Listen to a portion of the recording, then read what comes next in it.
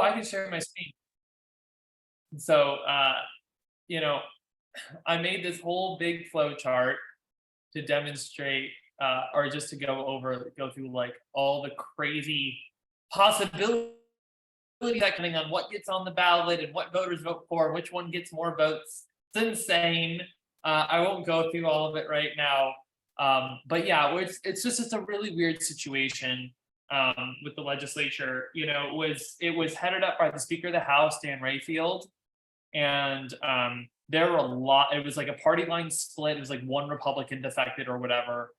And it was like a lot of the Democrat legislators who voted for it were like very uneasy about it and all the hearings, and were like, "Oh, I don't know about this," but like they voted party line because that's how our politics works. And one of the things that this does is it it centralizes tabulation to the Secretary of State, whereas so far in Oregon it's all been done at the county level. And they're like, difference is Secretary of State does not have a division to do this. It's really like not well written. The county clerks are against it. The Secretary of State's not happy about it. So it's been a battle.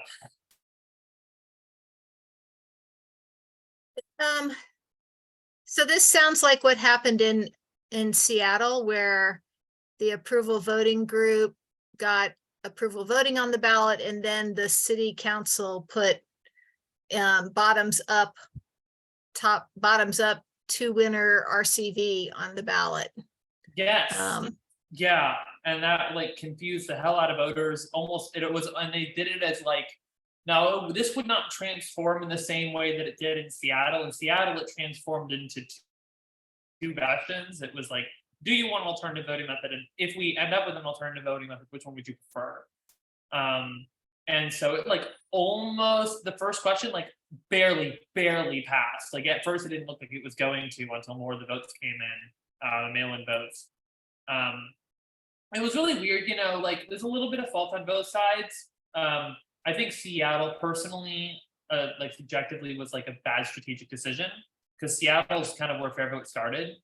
And so like there's a huge ranked choice voting like movement there. But the reason they never did anything was because, like you said, they have to do this weird thing where like it's top two RCV goes into a runoff, which is just so like against the whole ethos of what they used to call instant runoff voting. But So then it was like Sass, yeah. I thought that a couple of questions. I thought that Fair Vote started in the DC metro area, but you're saying it started in Seattle? I'd never heard that before. Yeah, it started in Seattle back in the 90s. They're in DC now. Okay. Because their like whole thing is like trying to lobby US Congress to do ranked choice voting, which is right. But they also started out as a proportional voting. They were much more into proportional representation. So for this ballot measure that got referred by the legislature, it's called RCV. What kind of RCV is it? Is it only IRV? Is it Yes. IRV and STV? No proportional in this one. So the state legislature is left out of this. Their elections, their races are not going to change under this referral.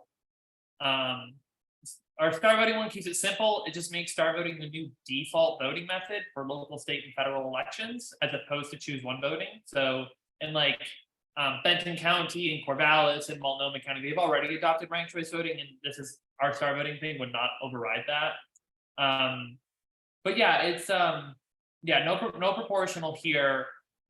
There was a thing about, there is a really vague statement in the referendum about like, if a locality wants to use a multi-winner ranked choice vote, they can do so by rule decided by the Secretary of State, like at their leisure or whatever, or they can not follow that rule and they can do whatever they want. Like it's a really weird, it's so weird. It's everything about it is weird. The legislative text is very strange.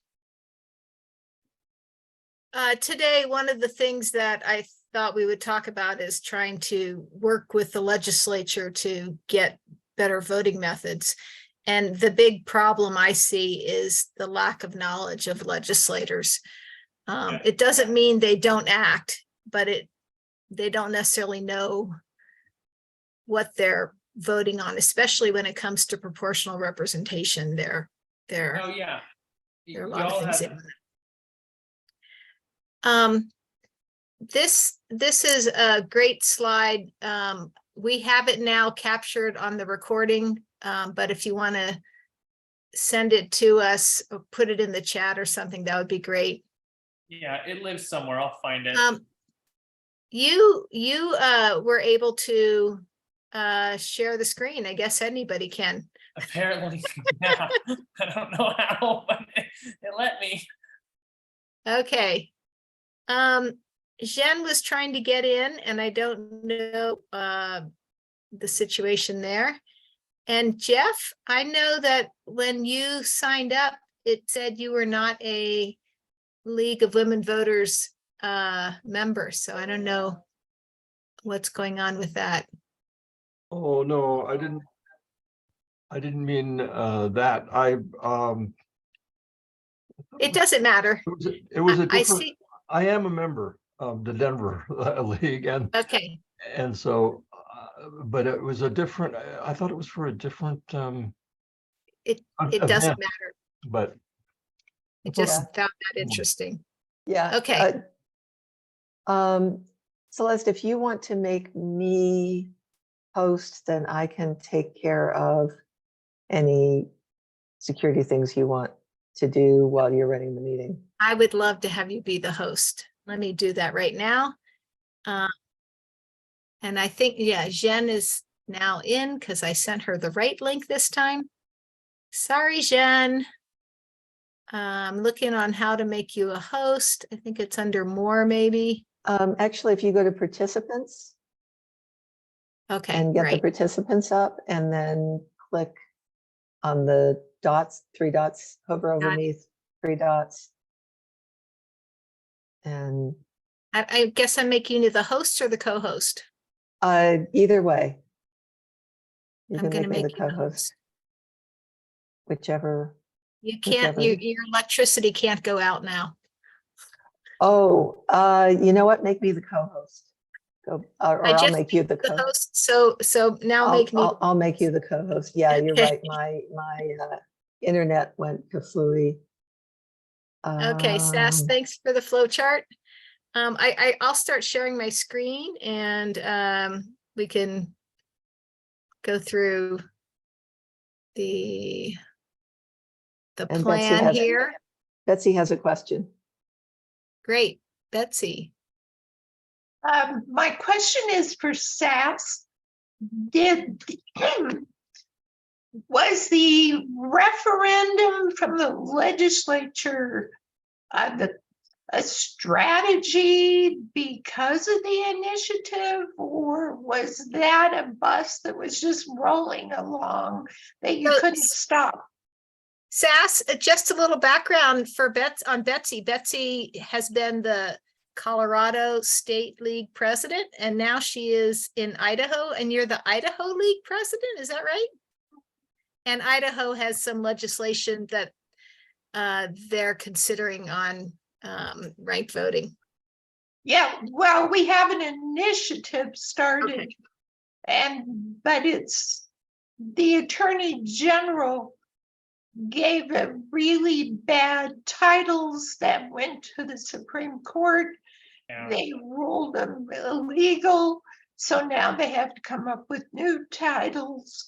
But meanwhile, the deadline, I mean, they didn't restore extra time to gather signatures. No. We got very lucky. We did not get a constitutional challenge on ours. So ours was approved about a month earlier than we expected it to, which is really great. No, so, you know, I actually do think that this referendum was like cooking in the books for a while, and it was not some strategic offense against us. You know, it would be very easy to think that based on the timing of everything, but I really do think Rayfield's been at this for a while. Rayfield, you know, was, you know, helped with like the Benton County ranked choice voting thing. We've talked to Rayfield. Rayfield's, this has kind of been one of his things for a while, which is so interesting because we've talked to him, we've gone over it, and he's like, oh yeah, I do see how star voting is better than ranked choice. But he's one of those kind of compulsive liar politicians. So I have no idea what he actually thinks or believes. I think he's just very much, was trying to get into there, and now he can do things and he can use his power. So Thank you, yeah, thank you. that's So the best thing I have. Betsy, they're collecting signatures right now? Is that, or they're, I'm They sorry, were- maybe you said They were were, the title problem? they were waiting till, and the AG's office had to come up with new titles by last Friday. And when that gets all settled, but you don't need to hear about this, but there are other problems that the legislature created related to voter registration. So that's totally, Isn't Idaho one of the states that actually banned RCV? yes, but that there's wording in the initiative that discounts that or overrules that. Okay. Okay. Thank you. Okay. Thanks for asking a question. Anybody else have a question for SAS before SAS, you go by day, yeah, before they leave? We'll start our meeting and jump in if there's anything. Maude, you have a question for SAS? Yeah, it says there were a number of changes from Portland's charter to Portland's charter, and some of it had to do with districts. Is it multi-member? I don't remember. I was not following it carefully. I'd moved from Portland by then, and The Portland charter reform was so complex that both the groups in favor of it and the groups against it just had talking points that were completely false. They were just both totally off. It was so complicated. So what they ended up doing with the charter, like what related to kind of this group or the task force, I should say, is they were like, all right, they do all their elections at large with choose one voting for like their whole city council or whatever. And so now they want to switch to like wards or districts that have, I think, 3 okay, so members, like seats per district, and then use proportional ranked choice voting, SPV, to elect those. Except here's the problem. And it would also use RCV single winner for like mayor. The problem is that Portland is split across 3 counties, and the current Oregon state law is, ballots can't cross county lines, and everything's handled at the county level. And ranked choice voting requires the centralized tabulation. And so, like, we talked to the county clerk, the election officials in all 3 counties, and we like pointed out this problem, and they're like, "Oh my God, thank you so much for bringing this to our attention." And we like brainstormed with it. Was like, "Yeah, there's just no way we can legally implement this. It's impossible. Can't be done."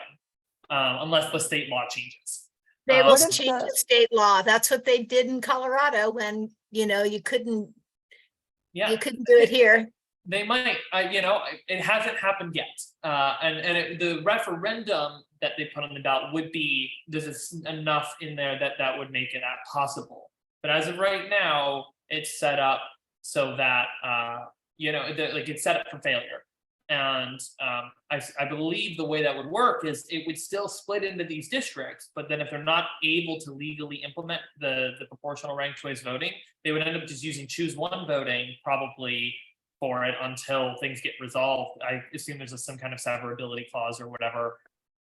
So it's like, it depends again on like which ones, what happens where, and the way that our initiative text was written, because we wrote it before it was like even passed. Is like, oh, if like the star voting initiative passes, if the ranked choice voting initiative doesn't, at the state level, then Portland will be the only place in the entire state that uses choose one voting for any elections. Everybody else will be using star voting for pretty much everything, including Multnomah County. and like all the state and federal elections, and then there's like Multnomah County, Multnomah County will be using ranked choice, Benton County and Corvallis will be using ranked choice, everything else will be star voting, except for Portland will use choose one voting, which is like a terrible outcome for people who live in Portland. But if the ranked choice voting one passes, then they will be able to implement ranked choice in Portland city limits. It's oh God, I hate it. It's so bad. Okay, Sass, it's have worse you than I been, thought. Sass, have you been in contact with the Portland Coalition of Communities of Color? I personally have not been. I assume some of our volunteers have been. One of our chief petitioners, Brian Lewis, was like big on the charter reform. I think he had a strong connection with them. He's been difficult to get a hold of lately. He is like a traveling firefighter, goes around the country and fights fires. So I think he's just been incredibly busy with that. And so I don't know. I don't really have any. There's really nothing I can personally say. I'm sure there are other people in equal vote star voting who could tell you more. Maud was in Portland not very long ago and got the contact for us to reach out to. And I reached out a couple times and haven't heard back. And then I also heard an interview online with another fellow. So I have a couple names, but not hearing anything back, unfortunately. Send Annie an email. Sarah and I are very caught up with this local campaign that we're doing in Eugene, but just Annie at equal.vote. ANNIE. Correct. Annie at equal.vote. Yes. She's our kind of Portland point person. So she's not dealing with the Eugene campaign, so she might be able to help out. Or just info. Annie at Yeah. equal.vote. Yeah. And so she might know somebody, or she might be connected with them. Okay. Yeah. I've got to cast everybody. Meet Viola. Hi, Viola. Sorry, you Or need one Viola. slot. Okay. Yes. We have to have it. The name has to begin with V because that's how we name all of our voter names. Vicky, Vera, Vanessa, Valerie. Okay. And plus she's Violet. So, okay. Why don't I go ahead and share my screen then? And we'll start the meeting. Do you see a screen? Yes. Okay. And nothing, it's not moving.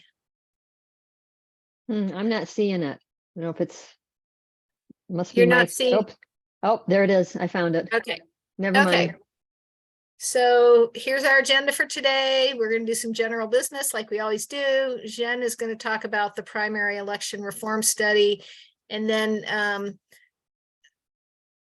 let's talk about that goal that we had about Colorado legislative and statewide contests. And then Mark Bonhorst from Minnesota might join us, and that might be a good time also to talk about partnering with organizations outside of Colorado. So lots, not very much it looks like on the agenda, but there's actually a lot there. Does that sound okay? We've already done some other stuff with Sass and Betsy, which was fun. Okay. Here are the brief minutes from last time. We mostly talked about proportional representation. You can watch the meeting archives, see the slide deck if you want. And this is all also on our webpage, which if you go to lwvcolorado.org and you scroll down, they have boxes for each of the task forces. So you can get the archives and the slide deck there too. Here's our position, which I don't think I need to go over because I think we've all seen this.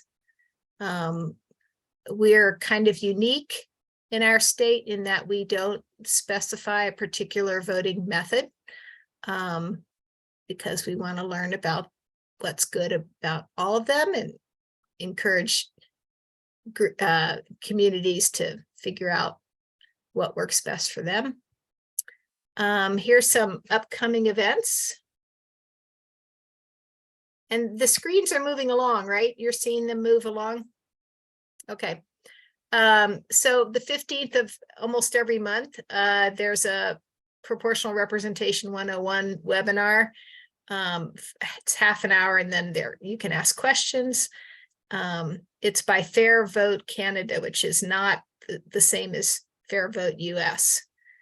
And they're very welcoming of Americans there, so check it out if you can.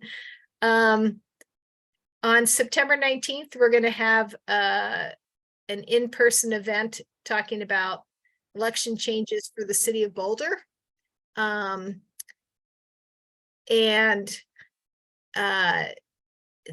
of the changes is using instant runoff voting for mayor.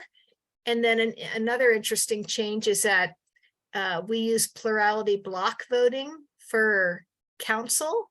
We've never elected a mayor until we're going to this fall, but we're going to elect 4 council members, sort of. We'll vote for 4, but if you are a sitting council member with 2 years left on your term and you run for mayor and you get elected, then they're going to pick a 5th person to fill the last 2 years of that seat. So I don't know if I like this. Telluride, it turns out, has I think it's Telluride has this also in their statute. So it's kind of confusing, I think, but we'll see how it goes.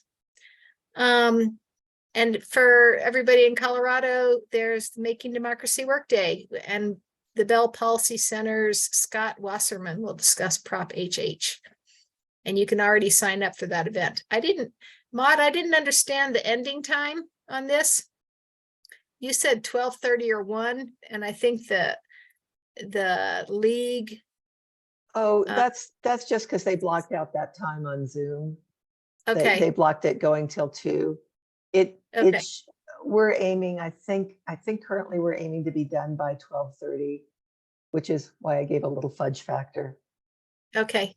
And then one thing I didn't put on here, which you might be interested in, is Women's Equality Day. There are going to be a lot of things happening around the state with different leagues. And then Colorado's Women's History Center, I think, is having a big event. I'm already planning on going. So, and it's called Equality Day because that's the day that the women got the right to vote. So, and I don't know if that's because it passed in Tennessee or if they had to do something in Washington, DC about it. I think because it passed in Tennessee on that day. So, okay. I'm trying to go to the next slide. Everybody here understands this, I think. Everybody on here has been a wonderful participant in the past, and I don't expect any problems in the future. So you've all internalized these meeting norms, I'm assuming. Let's go ahead and do introductions. And Brenda, you're the person who often does these. Do you want to lead the introductions? Sure, I can do that. So I'm Brenda Freeburn from Gunnison. I've missed the last few of these meetings, so it's good to be back. Now I'll move on to Pat. Hi, I'm Pat Venturo, and I'm also a League of Women Voters Boulder County member and member of the Voting Methods team, and just been trying to work on this issue for a number of years now. Still working. Okay, thanks. Maud? Hi, I'm Maud Nerol. Local League is Arapahoe Douglas. I'm also co-director for Action and Advocacy for the state league.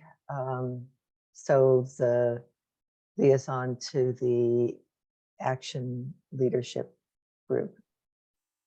And good to see 2 Legislative Action Committee members here, Celeste and Jeff. I think Great. Gaithia has, I don't, maybe you didn't do it Yes. this last year. You were busy being a grandma. I don't know. I'm sort of a remote member. I've participated, but I haven't been able to go into the legislature or anything this year.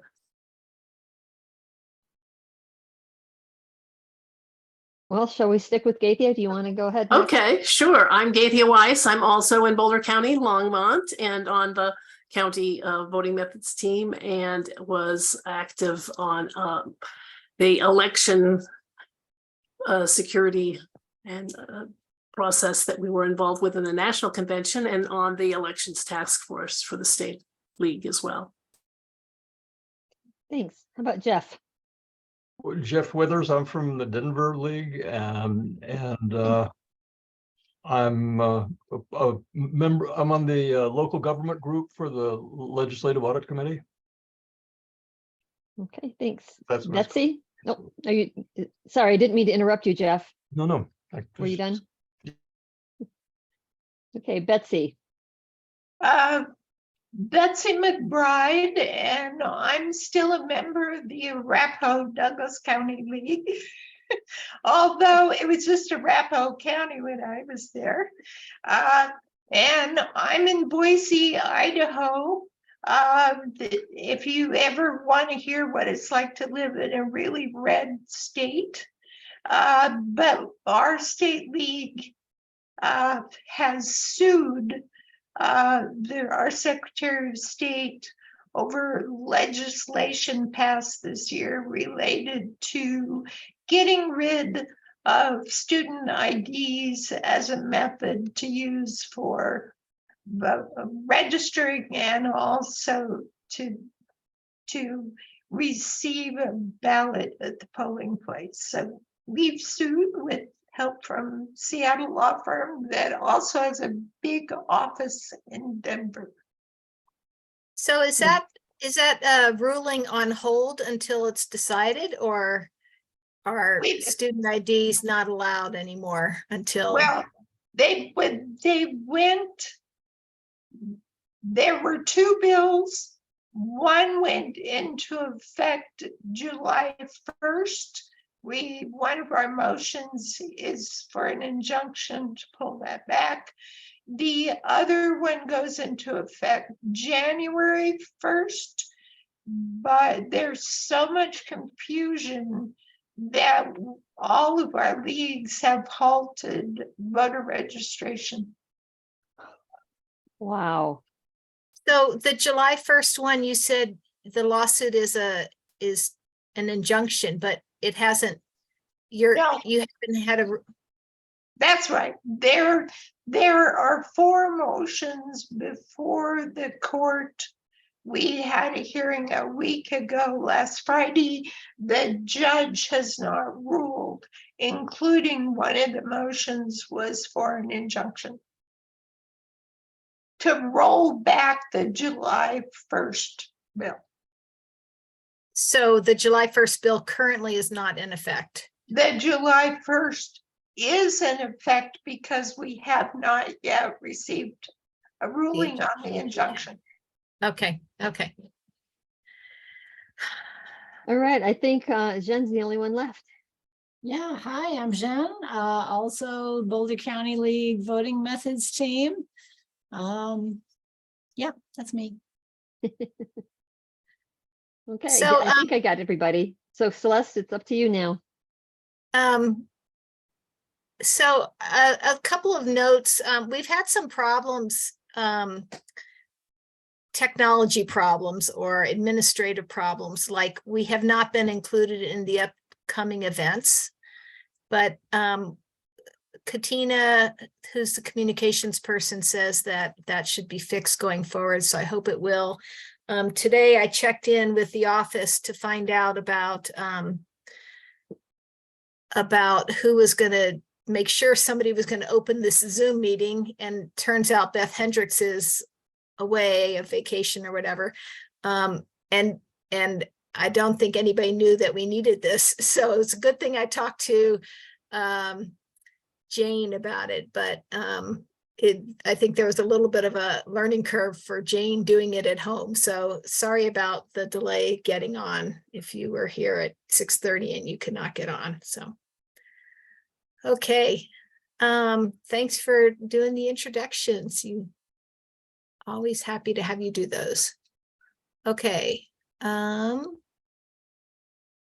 Let's go back to, do you see the screen again?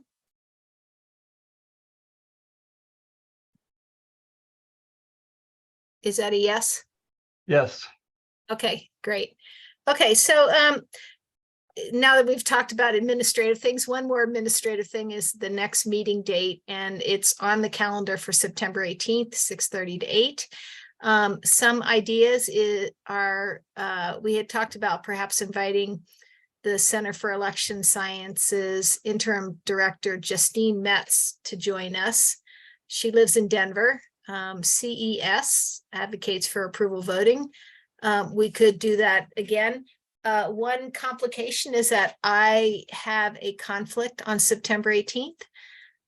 So I will not be here. And I spoke to Jen about the one idea is the group could watch a Fair Vote Canada video on proportional representation. There are two that I've watched that I think are quite thought-provoking and worthy of discussion. And so one idea is that we could watch the video and, like, whenever there's a word that they use in Canada that we don't use here, make sure everybody understands it. Whenever anybody has a question, they could just yell stop, and then we could stop the video and talk about what just happened. And so that's, I thought that might be fun actually to do. And it might be something people could do without me here. And it wouldn't be a big lift for the facilitator for that meeting. So that's an idea. I should say the question mark on me is real because I am leaving this Friday to go to Berkeley for a semester at a research institute.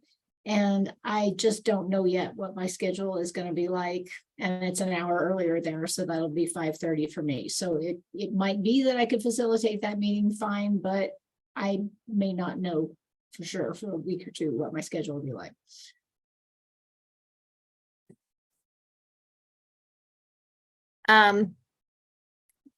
Good points all around, Jen. We could probably find somebody else to facilitate that meeting. Probably, if you're a little less of an expert on proportional representation, you might want to watch it beforehand so that you can, make sure you know the lingo and things like that. What are people's thoughts on next meeting? Celeste, will you be here the 9th, the 11th?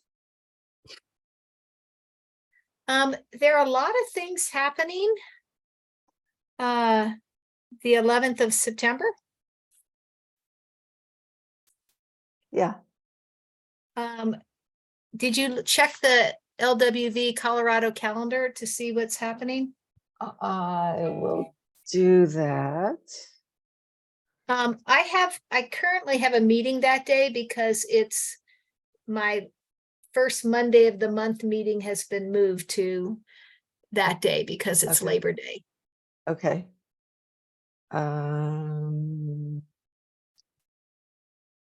So the 11th is not better. What about the 25th?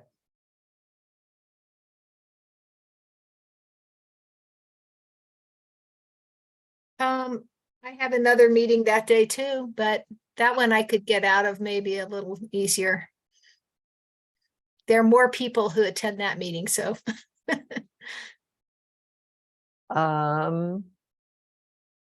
So the 25th, I can't be here because I'm running a meeting, but I think. I'm pretty sure. But You're running a meeting, you said that I'm day? running a different meeting. Yeah, my local league management team. Oh. Can you Arapahoe s- Douglas, Betsy, you could join us. Can you skip a month? We Uh, skipped last month, Ah, okay. so Yeah. we, Yeah. I think we'd Um, rather not skip a month. So do you think the 25th might work for you? I can make the 25th work for me. What about other folks?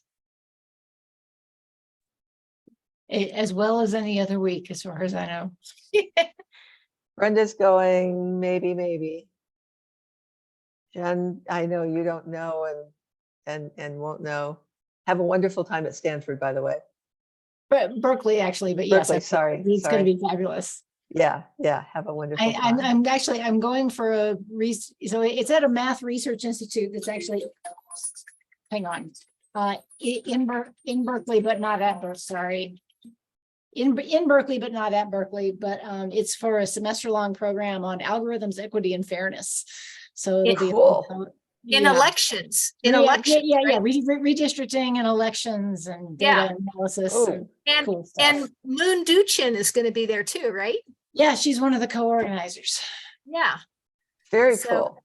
Very cool. So yes, we look forward to an out briefing. Indeed, I expect to bring a lot of briefings back, or at least I hope so. So, Yeah. so here's an idea. September 18th, we could have Jen presenting about her work at Berkeley. Well, but you'd want to hear that too, Celeste. So let's. I not do that. would, but it would be recorded, right? Yeah, but well, we could have the movie as a backup. What have we decided? Have we decided on the 25th? I think Brenda, so. you're so on it. Yeah, about but don't schedule around me. We're scheduling school board candidate forums, and we have one tentatively scheduled for the 25th, but it may get bumped. Okay. Gaithia, what about you? You're on mute. As far as I know, the 25th would be fine. Jeff, you're on mute too. Yeah, that's fine with me. Can you fix the date on that or? I can send a note I can't move something in the calendar, but I can send a note to Jane unless you want to send a note to Jane. I'm happy to have you send it and copy me. Okay, I will do that. Okay. So does this mean we don't want to do the movie or, I mean, we'll just do whatever comes up and then the movie can be, I would like to do movie night sometime. I mean, it'd be Why be don't fun you to just see? person, but that's Yeah, why difficult don't we with see- Idaho. You don't have to set the agenda right now. Yeah, Right, okay. How do people feel about inviting Justine Metz to come speak? Good? I mean, she could come for as much or as little as we tell her, or I don't know, she's a busy person, you know. Other news that Rob Ritchie is retiring. He's gonna stop being the head of Fair Vote. And I can put the retirement letter in the chat if people would like to see it.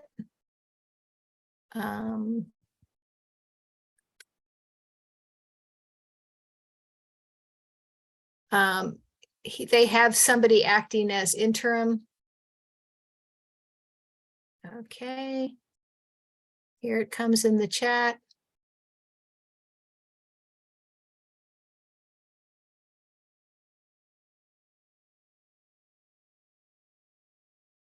Okay. So in your spare time, if you want to find out what's happening with Fair Vote, there it is. Okay, shall we head back to the rest of the meeting? Okay.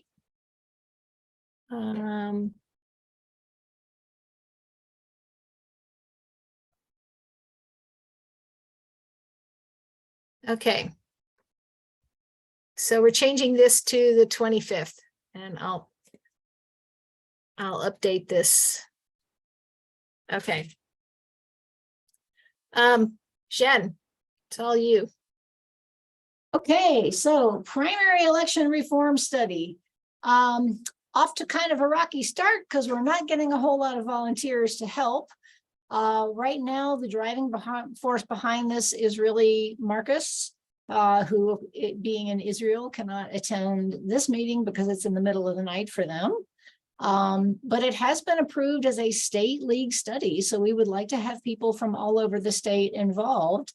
And where it stands right now is that since there have not been a lot of people chomping at the bit, at least for the beginning part, Marcus is working on writing a draft because they've been doing a lot of research and have probably more ideas and thoughts about this than anybody else right now. But input is definitely welcome. Marcus is not, looking to be the only person setting the parameters for this. They're just the person who is willing and eager to work on it right now. So they are writing a draft.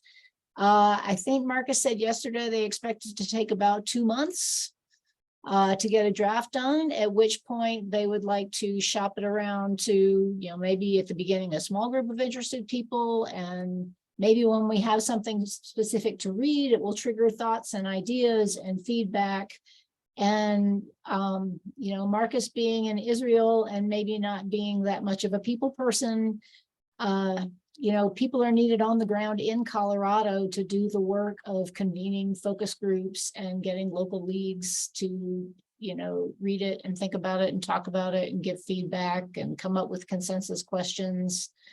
And one of the things that we had talked about is that this task force, since now that it's a state study and not just a Boulder County study, this task force is a really natural home for that study if people on this task force are interested. And maybe we could even, designate a subcommittee of this committee to work on the study and perhaps pick a different time to meet at a time when Marcus can attend, which basically means mornings Colorado time. I was hoping we'd have a little bit more attendance from non-Boulder people today than we do. But for those of you who are here, not from Boulder, please spread the word to other league members and particularly other people who are interested in voting methods. Because at the end of the day, if we're going to do a real study and try to formulate a position, it can't just be Marcus or 2 or 3 people in addition to Marcus. We need buy-in from the entire state league. So rah study, try to get people interested. Although for now, maybe it just means putting people on standby to be ready to help critique the draft that Marcus comes up with. But definitely if this is going to work, it needs people. Does Marcus, Jean, thank you. Does Marcus have some study examples to work from? Yes, and in Okay. particular, I think was a study from Maine is the only one that they could find that the league had done that referred to primary elections. But Celeste, you can probably answer this better than me. Marcus also has examples of Colorado studies that we've done on other topics. So they know the idea of the consensus questions, and Marcus is a serious researcher, so it will get researched 7 ways to Sunday. It's a huge topic. It's a fascinating topic.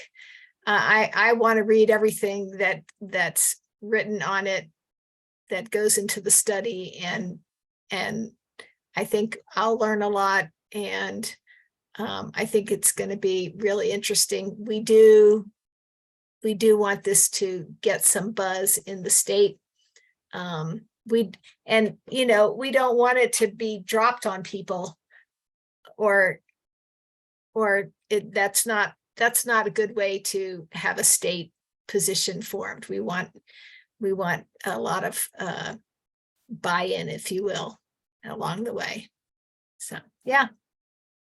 And I guess the idea is to have the consensus meetings early next year, and then hopefully update the draft, and then come up with a position that reflects the results of the consensus meetings, have the state board approve that that position statement, and then ask the league members at the state convention next year.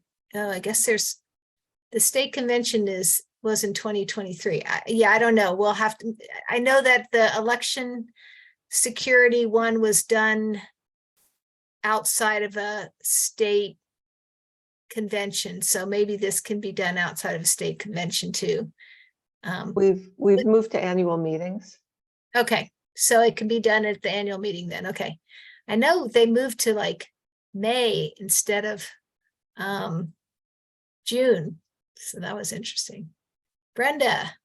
Yeah, just real quick without going into too much detail. I'm having trouble remembering if we had any discussion on this. What are we looking at as far as primary elections? Is there a direction that the study is headed? And cliff notes only, you don't need to go into a bunch of detail. So You know, the I August, mean, so I don't know if this got published in the State Voter or if it was just in the Boulder. It is. It was in the Voter. So there was an article with a long list of possible study questions. And, basically there's possibilities for primaries at all levels. There's, there may be municipal nonpartisan primaries, there may be party primaries. There are jungle primaries like are happening in California and some other states where everybody runs in the same primary election, with party labels, but all parties in the same election versus separate party primaries. Whether this is happening for local elections, state elections, federal elections, possibly even presidential primaries, which are a whole other kettle of fish from really any other primary election.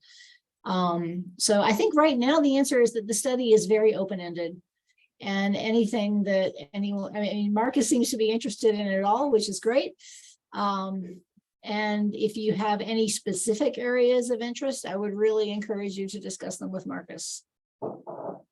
and Jen listed lots of different examples of primaries.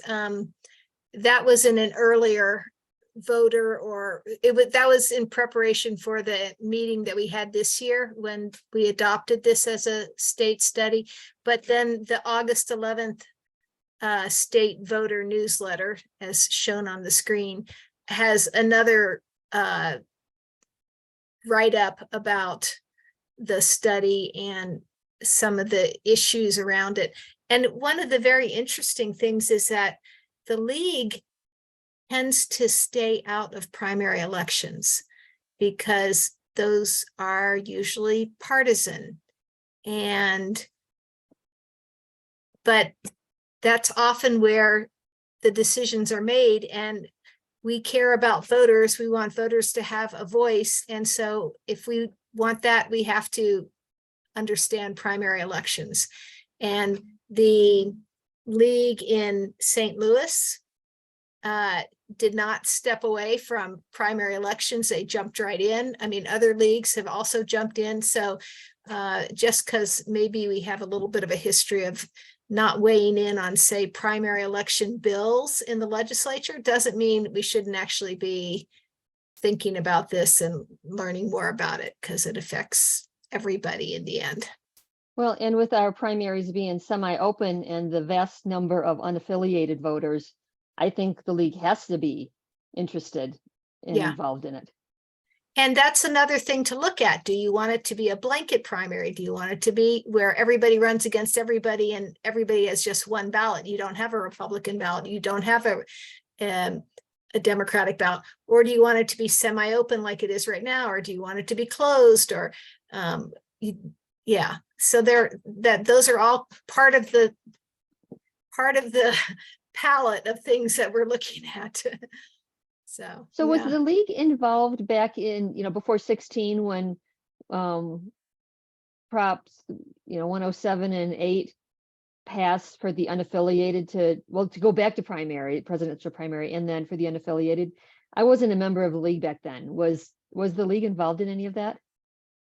I believe we took a position on it. I can go back and check my records. And actually I should do that to tell Marcus what our position was. It might even be on the state league website, but I think I probably have it. Yeah. I'm not going to do that right now because I'm leading this meeting, but I'll let you know what I find out. I can let everybody know on this call. So, So Celeste, so as you know, State League is hoping that is asking the task forces to be the studies to liaison with a task force so that they have a home somewhere. And so it sounds like Jean is talking to Marcus or communicating with Marcus. But I'm wondering if we could get something. I understand the time problem. Something from him, like drafts, outlines, just some sort of update each month as to where he is. I think Marcus would probably be happy to have something in the voter every time the voter comes out. I mean, Marcus was trying to get something in the voter for a while and was having a hard time. So I hope that's all working out now. I meant something to this group. Right.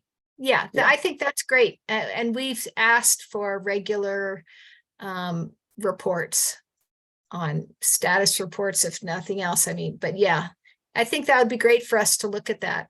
We also talked about maybe trying to schedule, separate meetings either of this task force or of a subgroup of this task force specifically to work on the study at a time when Marcus could attend, which probably means weekend mornings. Maybe Sunday mornings on a day when the Boulder Valley Voting Methods team is not meeting would work well.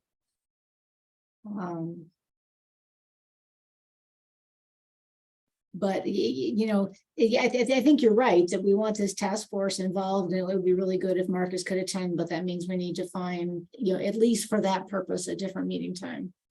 Yeah. I can send out, I can check with Marcus to find a time and then send out an announcement to everybody on the list to say who wants to come to this meeting. That would be great. Should we be using the LWVCO Zoom link, or should we convene our own meeting link, or what should we do? Yeah, I hate to ask one of the staff to open a meeting Sunday morning. And maybe we don't need to record it since it's not the actual team sort of meeting. Yeah. Or, I have a Zoom account. I have one too that I can use to host meetings if it's at a time when I can come. Okay. So we'll make it work. Yeah. Okay. And these are not necessarily, I don't think we have to make these open to the public. Or we could say, if you want to join it, email info@colorado.org. This is definitely going to happen in stages. And, one of the things is that will happen here. And one of the reasons why Celeste and I, told Marcus, since they were really chomping at the bit to just go ahead and go for it, is that it's really hard to write a big complicated document by committee. And the more people that you add, the harder it is. So it seemed like it would be a lot more constructive to just let Marcus write what they want to write in a draft, and then maybe start with a small group giving feedback and get consensus from a small group. And that's a whole lot easier than trying to have 20 people edit a document all at once. And then, you know, gradually filter out, you know, eventually we want huge participation from the league, but I don't think we want the entire state league trying to write the initial document. That's just not practical. And one of the reasons we feel kind of comfortable about this is that we don't have a problem critiquing Marcus. Marcus doesn't have a problem critiquing us. Like we're all looking at the big picture and not taking anything personal, you know, and we all, like the three of us at least, can handle that. I don't know if it'll work with other people, but that's sort of the stage we're setting. So we feel okay that we're going to be holding everybody's feet to the fire to try to get the best study possible. Marcus expects us to take what they write and rip it apart to our heart's content. You know, so that's absolutely an expected part of the process. Okay. Okay, good. So are you, And I've already done that with him once because I put on my professor hat and edited a draft of a paper he was writing for something else. So I know that they can take that from me. Yeah. Maud, you muted yourself. I did. I was taking some notes and didn't want to have you hear. Tap, tap, tap, tap. So Celeste, Sean, and Marcus are the kind of the core of the study group, The starting team, the starting team. but I will send something out to the list asking people if, I think we're going to open it to league members and not everybody, but saying Yeah. league members, if you're interested, contact, and then I'll put Marcus's email there, I guess, or something like that. But, you know, it's not like we feel particularly possessive of this. We're just the ones that have shown up so far.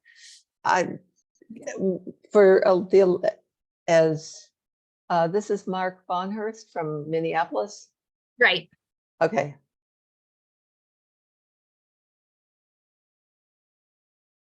You have a question, Gaithia? Just saying I hi. was just going to mention, I skimmed through the positions for action and I see the mention of primaries. I don't see that the league took a position. What I saw in the, Did you look in the history is what you mean? The history part? Where we Yeah. talk, okay, interesting. I think we probably did take a position on it, or no, actually, I don't know. Okay.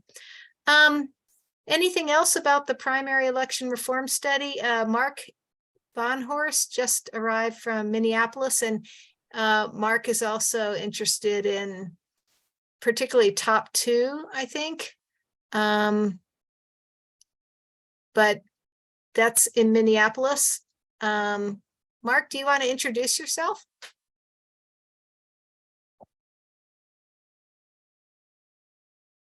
Mark, you're muted. And Celeste, do you want to stop screen share? Oh, good, thanks. Okay, can you hear me now? Yes. Okay, great, thanks. Yes, I've been very interested in alternative voting issues for the last year or two, and I stumbled upon Colorado and Boulder and this task force several months ago. I'm recently a member of the League of Women Voters of Minneapolis. I'm part of the program committee. We are planning a civic buzz, which is a public forum. The chapter is divided into 5 units. So the public forum is then pitched primarily at the members of the 5 units, although we encourage others to attend. And then there's a discussion in the following month within each unit about the topic on the public buzz. So I've been talking with the program planning committee for the last few weeks, thinking about different alternative voting system topics that we might use for a public buzz. And I think the top two looks quite promising. There's appears to be an emerging body of peer-reviewed literature that says it's effective, to some degree at least, in curbing partisanship, which is a huge issue in Minnesota. We have about equal numbers of state districts, state legislative districts that are 70% victors for Republicans or Democrats. So there are large numbers of Republicans and Democrats in those districts controlled by the other party, whose votes are essentially wasted. I mean, it's kind of like the battleground state situation in the Electoral College. In any event, it appears that the system may, in fact, be helping to ameliorate partisanship. And if it is, it's something I think people might want to take a serious look at. And so I just discovered a couple days ago from an email from Legal Winners Colorado that you are doing a primary elections study, a genuine, thorough study, which I think is just fantastic. And it's an opportunity for you to look at the same literature that I got a glimpse at over the last few days. So anyway, I'm trying to set up a public buzz, as we call it. I just invited probably the leading public intellectual in Minnesota on election stuff to join us. I don't know, I haven't received a response. He's a professor at the Humphrey School at the University of Minnesota, Larry Jacobs. You can look him up online. Admitted a few years ago to the American College of Arts and Letters, or I don't know if that's the right one. Anyway, he has like 16 books. He's just a recognized authority and a very credible source. So if he and I would, hope Celeste and maybe Kathleen from St. Louis could join, and Kathleen Farrell, yeah, sorry, could join us. I think that would just be a tremendous opportunity to take a deep look at this idea. So that's where my head is at currently. So, Mark, okay, a couple things about top two. Oregon has a position opposing top two, this Oregon League. Lots of stuff happening in Oregon, it turns out. And I think before that, Arizona had a position opposing top two. The Arizona League president at that time, Barbara Klein, moderated a Stop Top Two panel. And I sent the link to Mark to watch. And then Barbara moved to Oregon, and subsequently, I believe it was subsequent, Oregon adopted an anti-top two position. So there may be some connection with Barbara Klein there. But Mark, I'm a little concerned that you're proposing, or you're seeing the appeal of a choose one top two primary. Is that correct? Yeah, that's what I think is most viable in Minnesota. There are a couple of reasons for that. As opposed to what they do in Seattle, which is a approval voting top two. Is it approval voting or ranked choice voting? It's in St. Louis. What did I say? I meant St. Louis. Oh, you St. said Louis. Seattle. I'm going to send you the St. Louis, a St. Louis video about why top two approval voting is so good. So you can consider that too. Okay, I did watch the video of Kathleen's presentation to your group, which I thought was wonderful. Two concerns about approval voting top two are, one is I think it can lead to a level of freezing out of the minority party from the final election that would be probably unacceptable. That's one of the main knocks against the top two system, is that you have only one party in the general election. So that, I mean, that's expected in a jurisdiction such as St. Louis, which is probably 90% Democratic to start with.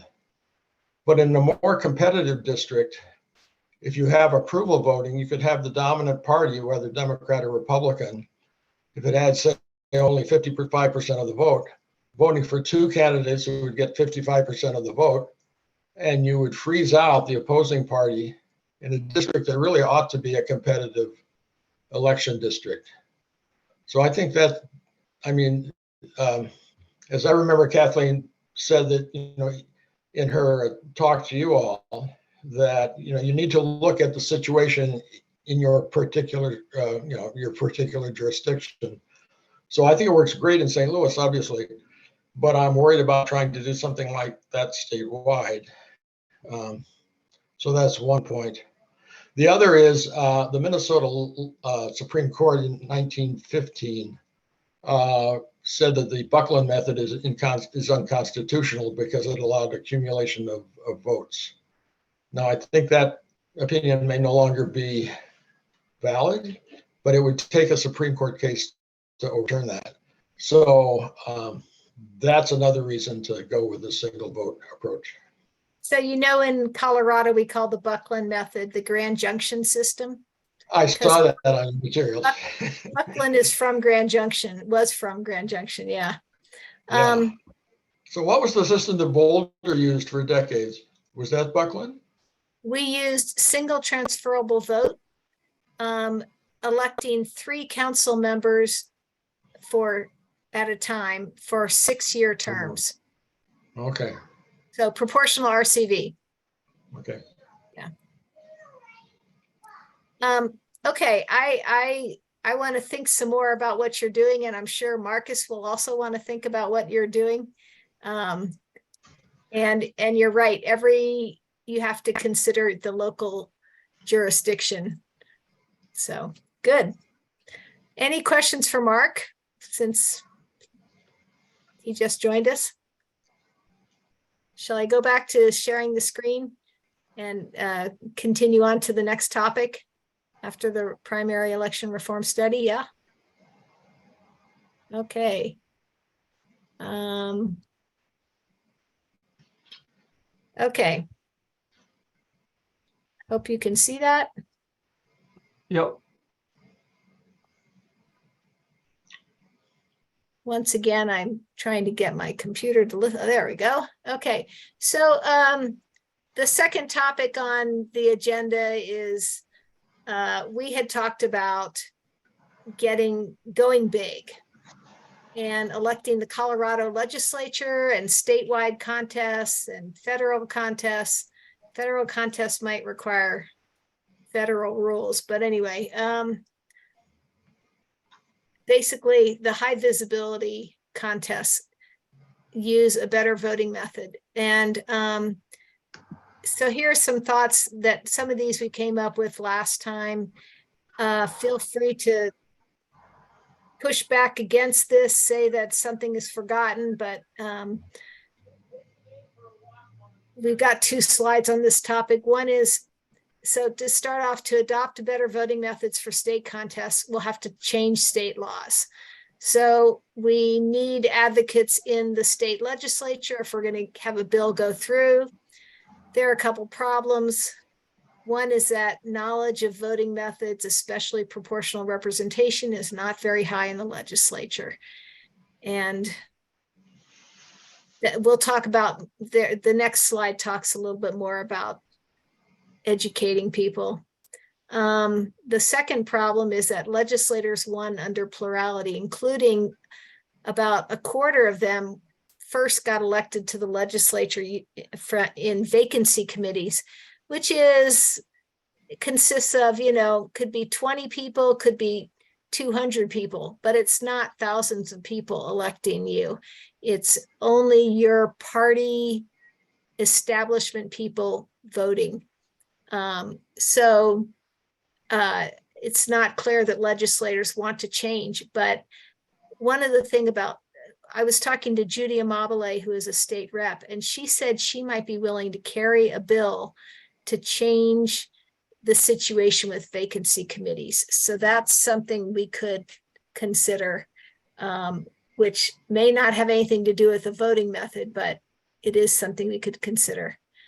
Betsy, you have your hand up.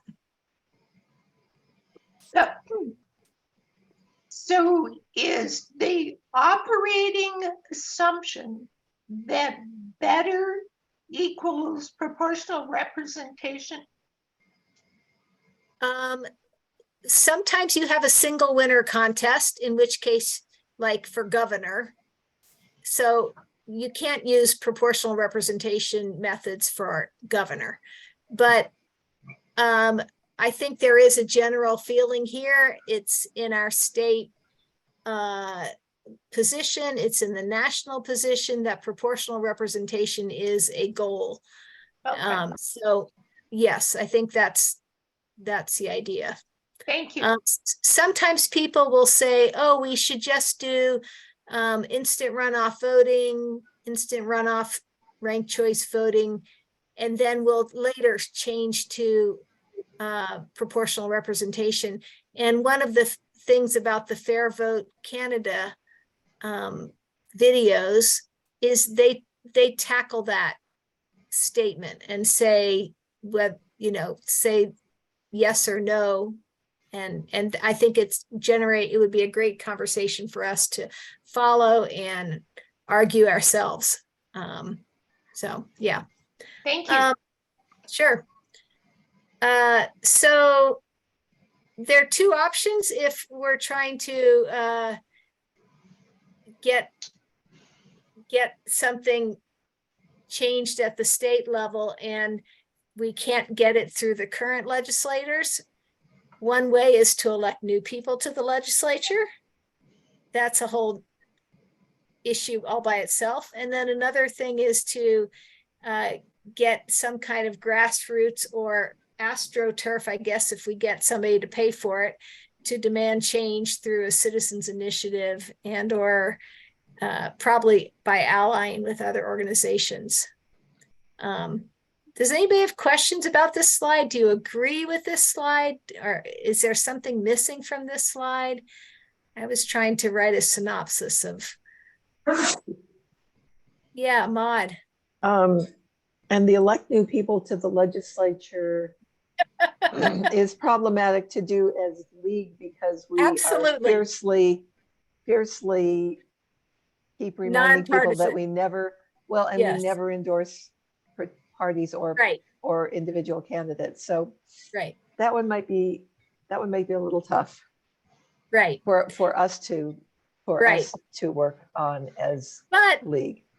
one thing we can do is at every candidate forum, we can ask questions about, Voting methods.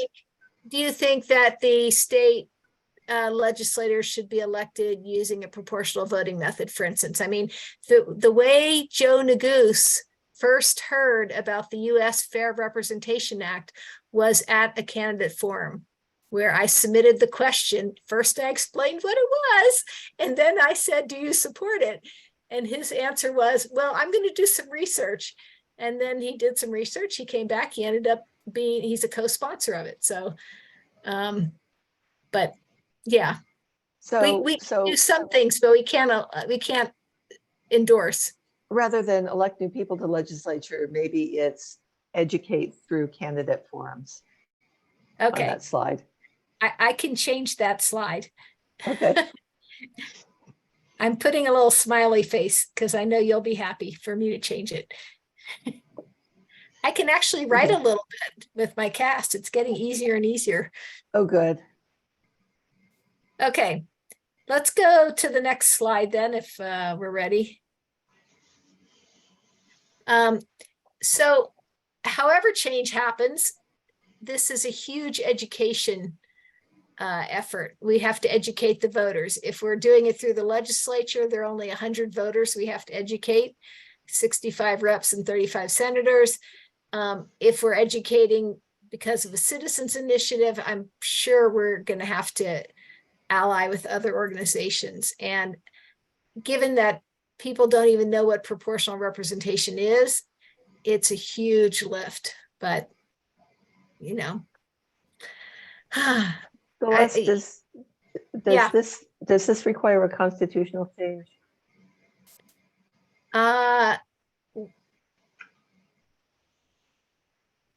Or can it be done legislatively? I You don't know what, you know, if it's the Constitution or if it's by legislation that says how our legislators are elected, but it would require multi-member districts with multi-winner contests. So it would be a pretty fundamental change, and it wouldn't surprise me if it required a constitutional amendment. Yeah, I think it would require a constitutional amendment because of that. Unless we do some even. I mean, more among other things, obscure- we might have to amend Amendment Z about how state legislative districts are drawn. Right. Does it specify one, does Z specify one member per I district? don't know. It may not. I mean, if it's just assumed in there that it's, and it doesn't specify, Z might be okay. It does say you can't put two continuing state senators in the same district. Right? I'm not sure that's an absolute. They were supposed to try to avoid it, and it was the one place where legislative staff was empowered to make minor alterations to the districts drawn by the commissioners in order to try to ensure that. Okay. But I don't know if that was an absolute requirement or just something they were supposed to try to Okay. do. Anyway, this is a huge lift if we're going to try to change the Colorado legislature in statewide contests. And we're going to need a lot more people to do it. And we have to educate our own group, and then we have to educate legislators. And I was pondering how to do this and talking to people like Chris Kennedy and talking to people like Tammy Story, who's trying to educate people on special districts.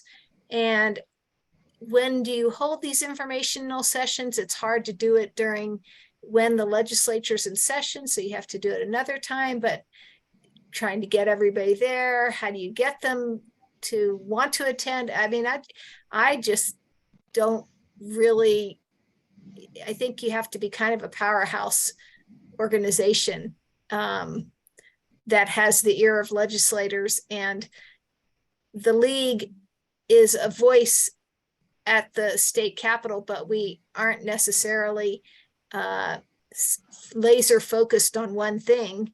And sometimes we'll do things like in Idaho, sue the state because of ID requirements, and then we get their attention, but that's not how we want to make this kind of education happen.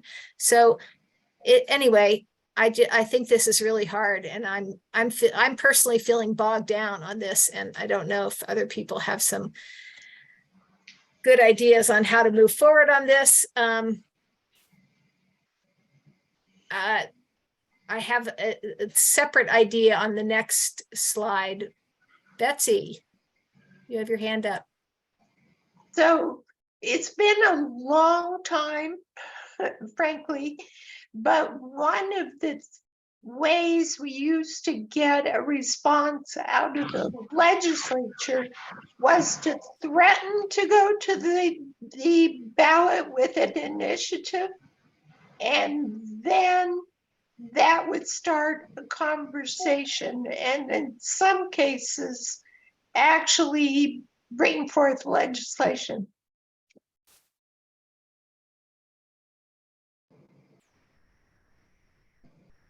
I don't know, Maude, if you have an opinion on how, if that's a path that's pursuable these days or not. I don't know what the cost is to collect signatures for a ballot initiative. Kent Theory funded it for Y and Z, amendments Y and Z, I believe. But certainly the state league doesn't have that kind of change sitting Right. under the couch cushions. And Kent Theory, I mean, he has a lot of money and he has a lot of interest in elections. I don't know if the league would agree with everything he wants to do, but I've read that Pat Stryker was in that with him, so she funded it too. Pat Stryker? Yeah. Cool. I've just read it. I don't know if it's true.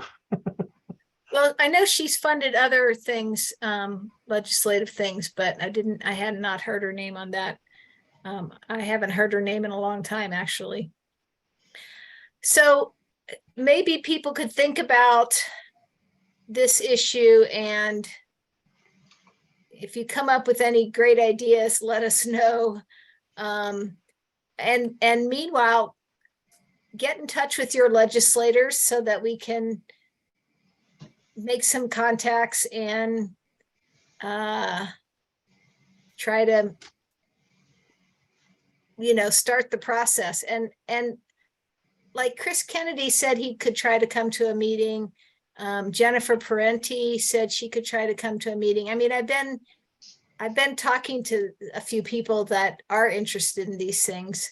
And Judy Amabile said she would carry a bill about vacancy committees, which isn't exactly what we're talking about, but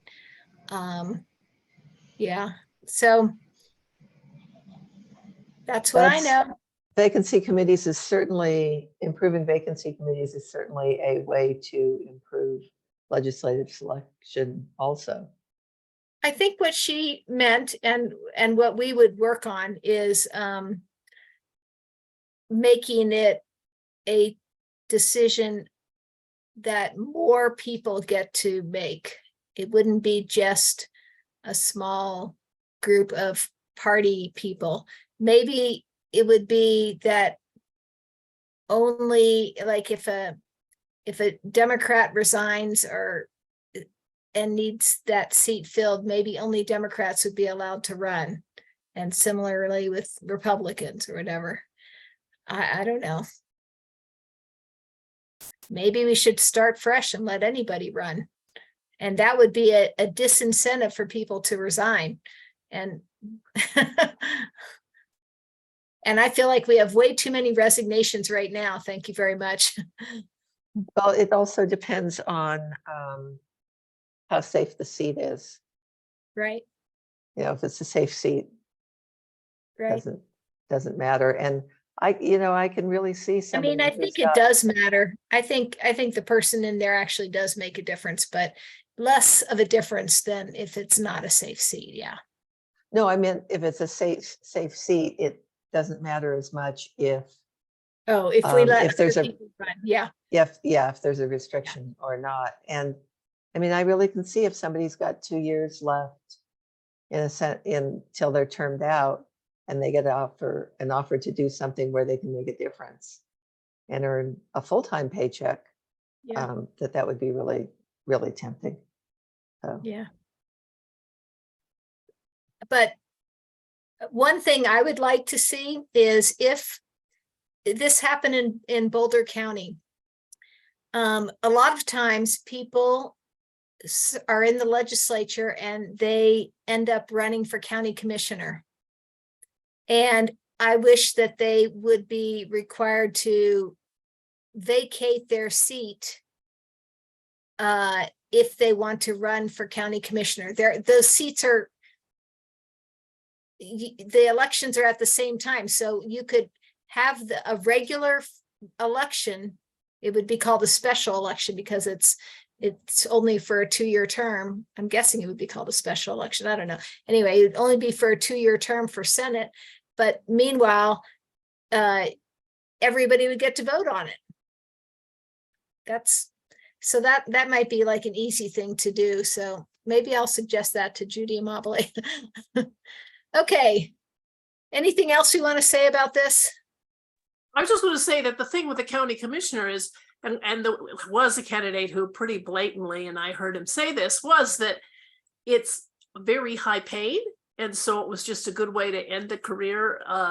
It's a tempting office for reasons that don't exactly have to do with service to community overall.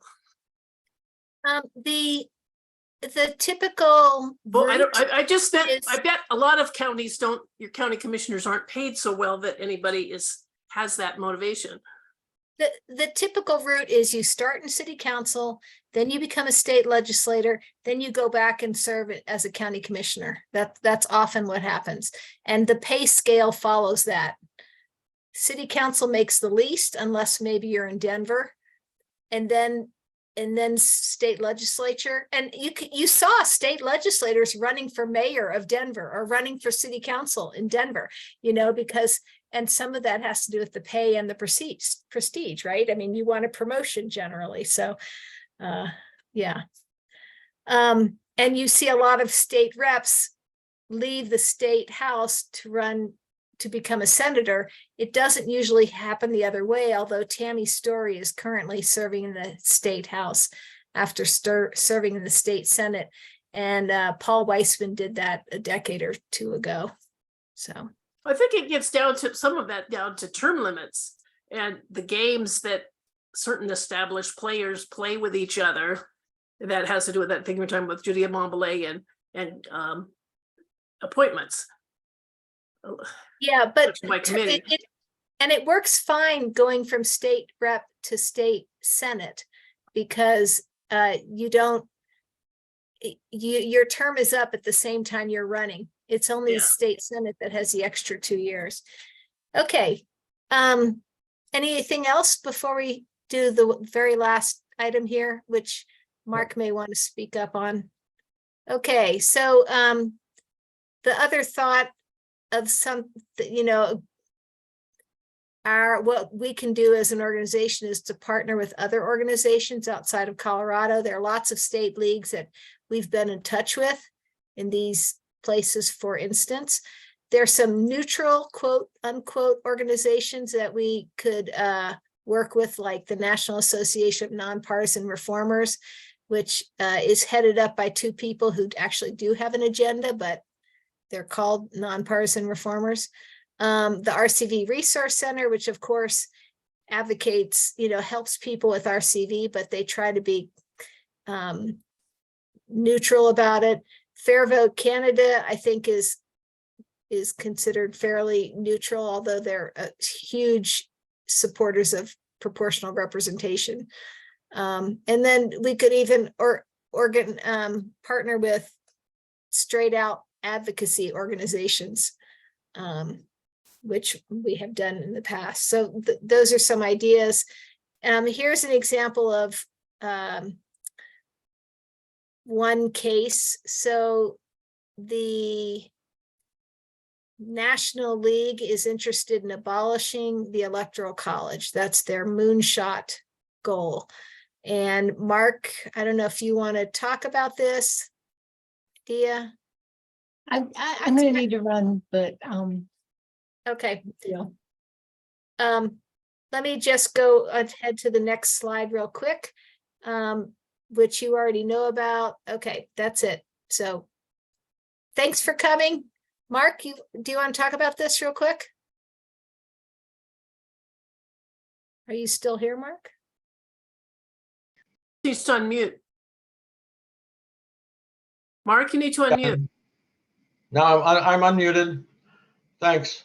So Ned Foley of Ohio State's Ohio State Law School's Election Center pointed out that majoritarian voting, particularly in battleground states, is an achievable short-term reform of the Electoral College, which will go a long way toward minimizing the chance of dysfunction, misfires, and electing minority presidents. And so it seems to me that approval voting is the best, quickest method to do that. One of the points that the approval voting folks have overlooked is that approval voting was actually discussed in the Constitutional Convention favorably by James Madison and others. And a form was actually incorporated into the Electoral College and was used in our first 4 elections. So it's a natural fit to go back to the founders and say, in order to make sure we do what we can to have majoritarian voting in each state to the extent there is a majority, why not use what the founders thought was the best alternative voting method? It is very, it's so simple that you don't have to revamp your election system in order to move from a plurality voting to approval voting. Whereas ranked choice voting can require a complete revamp of your electoral system within the state. So I have suggested that to the Center for Election Science, and I've suggested that strongly here in Minnesota. And I have suggested it to the folks, some of the folks who went to council to talk about the moonshot goal in Las Vegas. I haven't heard back from about Las Vegas, except I heard indirectly that the national organization is still thinking about how they want to proceed, and they would prefer local chapters not to act until they get direction from national. So basically, we're on hold. But that's the genesis, that's the essence of the idea. And personally, I think it's a good idea. Of course, no electoral system is perfect, but I think it's something worth thinking about. Mark, I have two questions.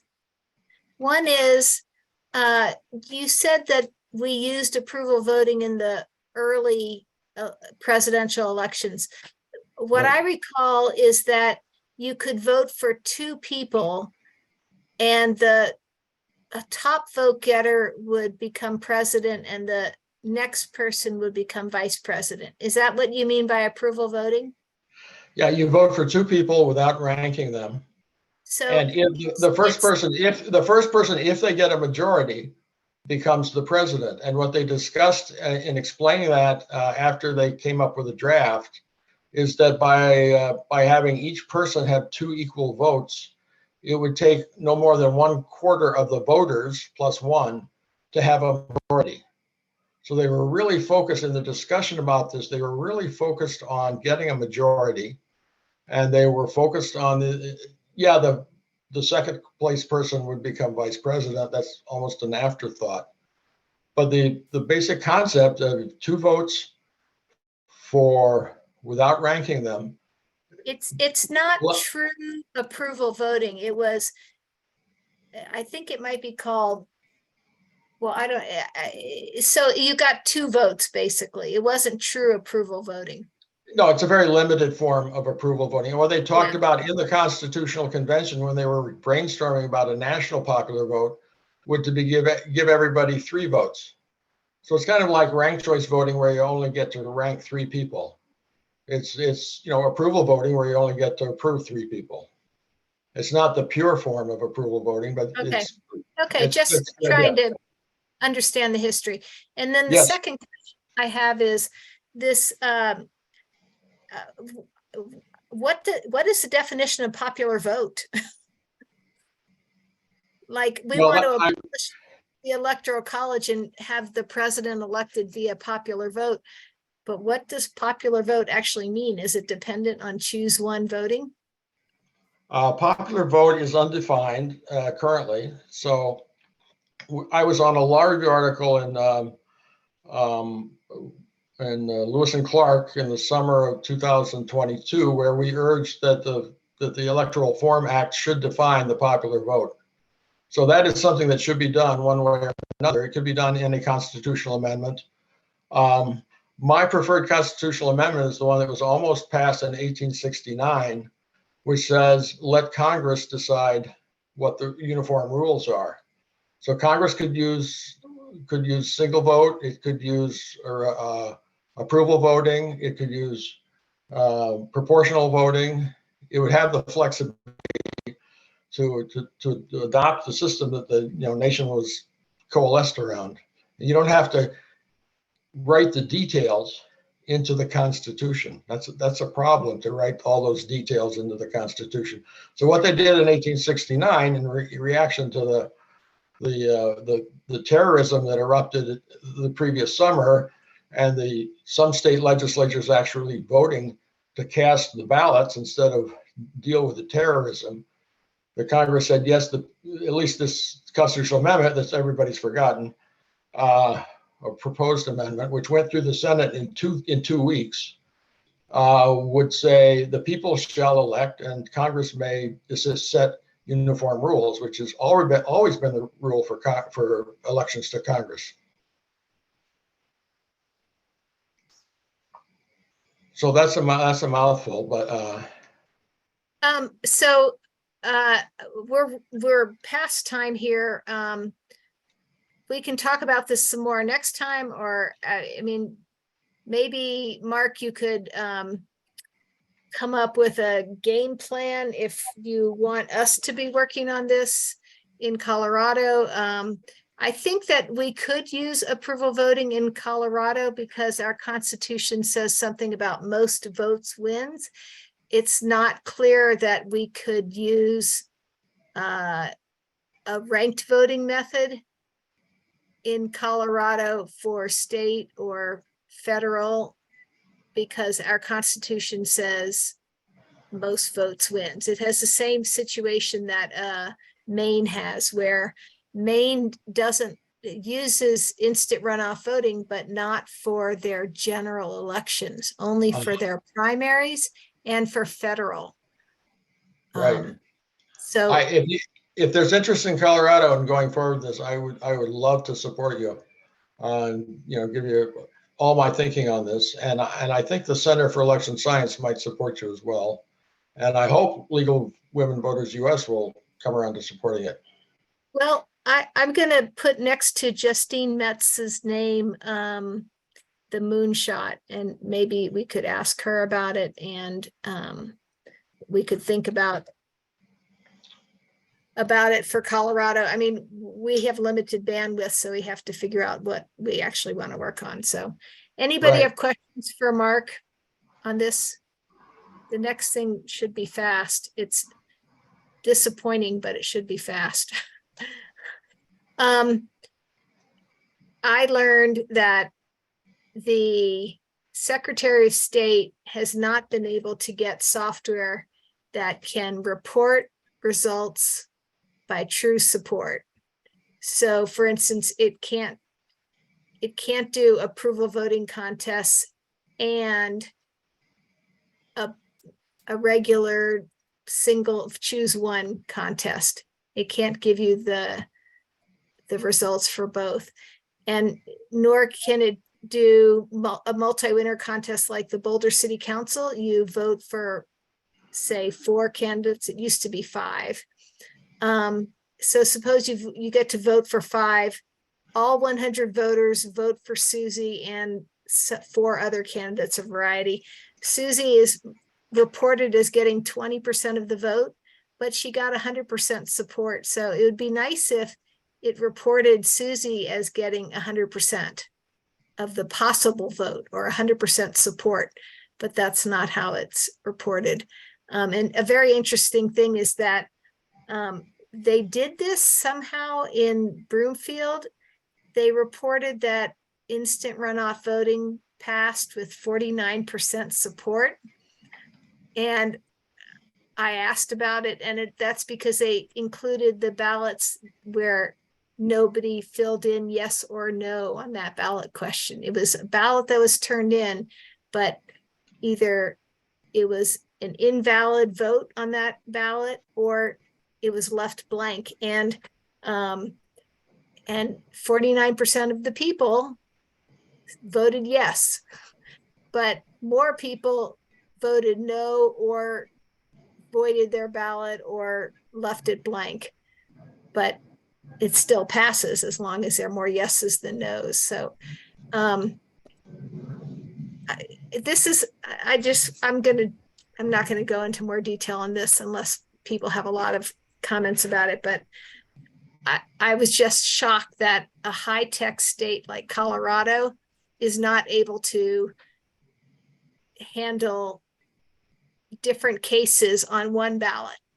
They have to do everything the same. So if you have a ward, if you've got 5 wards and you've got a mayoral election at large, they would either divide by all the ballots in the entire city for every ward. I mean, that's what they would have to do because they have to pick one group of ballots to divide by. And it's just crazy. So does anybody have questions about this? No, but if Celeste and Jeff could stay on for just a sec afterwards, that would be great, please. Sure. And basically, that's the end of we need to keep our eyes on the benefits of better voting methods, and that's all. So Just one, thanks, everybody. one quick comment. It Yeah. just seems like education is a huge component in this. And, when you guys did our Gunnison session last year, it was really well received. But then I think, it just kind of, people quit thinking about it. And it just almost feels like we just need to kind of keep hammering it out there with people and across all the leagues. I mean, I know that's a big ask to continue to educate, but I don't know how else we can do it. If the league members don't understand all this, how do we expect the rest of the voting population to get it? Yeah. I know isn't Denver working on possibly change the Denver League? Are they working on changing Denver elections to go to RCV, or is that an independent group that's doing that? Does anybody know? You're on mute. I don't know about the Denver League doing it, but The RCV News for Colorado newsletter said there's a movement in Denver to change it. And I wish them luck, but I just feel like they just made a change to the Denver elections. Yeah. And trying to do another change so quickly, I think it's a bad look, and it's also not giving the current change a chance to go. I don't know. Maybe don't care about it. I don't know. Gaithia? I was just curious if Brenda had any ideas in a league like Gunnison where we've done an introductory session meeting as to what that you think might come next. I think here in Boulders, there are some people who are, oh, it's those voting methods people again, that we, how to both educate the people who missed the first meeting and extend things forward is kind of tricky. Yeah, I'm not really sure. We're starting to kind of talk about what our programs are going to be. And I will bring this up. We've got a meeting in the morning with our leadership team and just see if they have any ideas. I just worry that there was such a great program and I think it was really well received, but then there's no follow-up to it. And, I mean, and especially all the leagues out here, the small leagues. I mean, we're a league of under 50 people. You've got several small leagues out in the Western Slope, whatever, rural areas. Not a whole lot we can do like you guys can do on the Front Range, but we could be educating ourselves and the rest of our community. I don't know. It's like you say, it's a big lift. But I think if the league members don't really get it, I don't know how we're ever going to expect the general population to get it. And whether we're talking in, a ballot initiative or through the legislature, I think people have to understand what's going on. Yeah. So, I'm going to go ahead and stop recording.